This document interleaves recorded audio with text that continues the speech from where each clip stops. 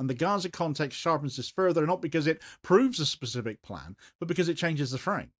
When Israeli ministers talk openly about removing a population from their land, even under the language of voluntary movement, they're signaling that constraints have shifted.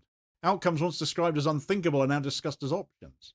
So in that context, every third country relationship Israel builds is read through a different lens. Somaliland does not need to be named as a destination for that to matter. The problem is not that Israel has announced a relocation scheme right now either. The problem is that Israel is behaving like a state that wants maximum flexibility if it decides to escalate further, and frankly, nobody would put it past them.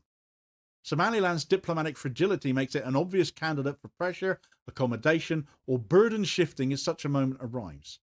Recognition creates leverage. Leverage creates options. That's the sequence. This is why the argument that nothing has been agreed is besides the point. The danger lies in what has been enabled, not what has been signed. Recognition alters the menu of future decisions. It lowers political cost. It normalizes relationships that would previously have been controversial.